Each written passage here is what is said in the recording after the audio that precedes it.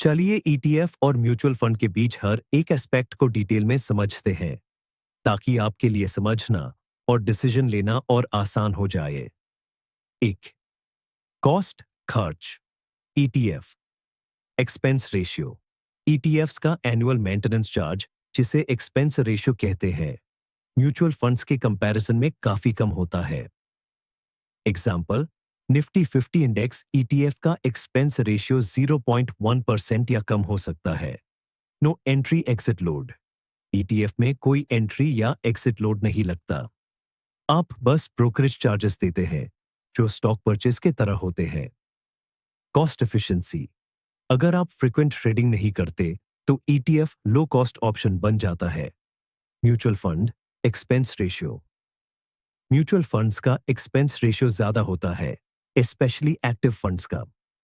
Example, actively managed funds का expense ratio 1 से 2% तक हो सकता है। Entry exit load. Mutual funds पर एंट्री या एग्जिट लोड लगता है। एजी 1 से 2%, स्पेशली अगर आप अपने इन्वेस्टमेंट को शॉर्ट टर्म में रिडीम करते हैं। सिस्टमैटिक प्लान के लिए better.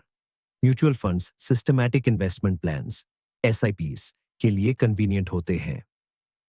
Conclusion, ETF cost efficient है जबकि म्यूचुअल फंड्स थोड़े ज्यादा एक्सपेंसिव है, specially actively managed funds.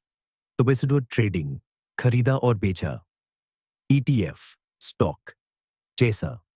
Trading, ETF को स्टॉक एक्सचेंज पर खरीदा बेचा जाता है। आप मार्केट के खोलने के टाइम पे कभी भी ट्रेड कर सकते हैं। Intraday price movement. ईटीएफ का प्राइस मार्केट डिमांड और सप्लाई के बेसिस पर इंट्राडे चेंज होता है। Trading strategies allowed. आप stop loss order, limit order और शॉर्ट सेलिंग जैसे फीचर्स का यूज कर सकते हैं। Mutual fund end of day NAV. Mutual fund में आपके buy sell orders end of day NAV के हिसाब से एग्जीक्यूट होते हैं, तो इंट्राडे प्राइस का कोई इफेक्ट नहीं होता। Systematic investment plans SIP. Mutual funds SIPs और सिस्टमैटिक विथड्रॉवल प्लान्स एसडब्ल्यूपीस के लिए ज्यादा कन्वीनियंट होते हैं। No trading tools. Mutual funds में स्टॉप लॉस या अदर ट्रेडिंग टूल्स का यूज नहीं होता।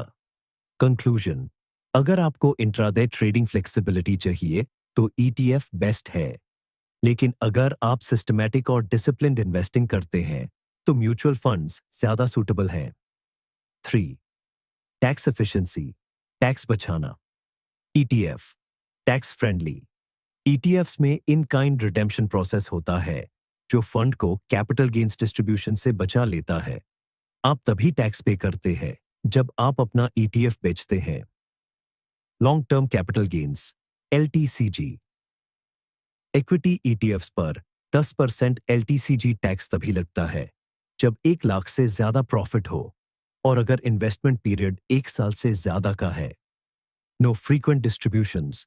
ईटीएफ्स में आपको टैक्स डिस्ट्रीब्यूशंस का बर्डन नहीं होता। Mutual fund capital gains distributions. Mutual funds अपनी एनुअल प्रॉफिट डिस्ट्रीब्यूशंस को इन्वेस्टर्स के साथ शेयर करते हैं, जिससे आपको कैपिटल गेन्स टैक्स देना पड़ता है, चाहे आपने अपना इन्वेस्टमेंट बेचा हो या नहीं। Tax on redemption. Equity mutual funds पर भी एलटीसीजी टैक्स का सेम रूल लगता है, 10% आफ्टर 1 लाख रुपए। लेकिन आपको ज्यादा टैक्स बर्डन हो सकता है अगर फंड एक्टिवली ट्रेड करे। कंक्लूजन, ईटीएफ टैक्स एफिशिएंट होते हैं जबकि म्यूचुअल फंड्स में फ्रीक्वेंट टैक्स लायबिलिटी हो सकती है। चौथा, ट्रांसपेरेंसी, जानकारी का level. ETF daily holdings disclosure. ETF अपनी होल्डिंग्स की डिटेल्स हर दिन डिस्क्लोज करते हैं। ये इन्वेस्टर्स के लिए बेनिफिशियल होता है क्योंकि आपको हमेशा पता होता है कि फंड कहां इन्वेस्ट कर रहा है। म्यूचुअल फंड क्वार्टरली दो semi annual disclosure. Mutual funds अपनी होल्डिंग्स की डिटेल्स क्वार्टरली या सेमी एनुअल बेसिस पर डिस्क्लोज करते हैं, जो कम ट्रांसपेरेंट होता है। कंक्लूजन, ईटीएफ ज्यादा ट्रांसपेरेंट होते हैं, जो इन्फॉर्म डिसीजन मेकिंग में मदद करते हैं। 5, minimum investment ETF. No minimum investment. ETF में आप एक शेयर खरीद कर भी इन्वेस्ट कर सकते हैं, जो बिगिनर इन्वेस्टर्स के लिए कन्वीनियंट है। फ्रैक्शनल इन्वेस्टिंग नहीं। ETFs फ्रैक्शनल शेयर्स अलाउ नहीं करते। अगर एक ETF का प्राइस 1000 रुपये है, तो आपको पूरा 1000 रुपये इन्वेस्ट करना होगा।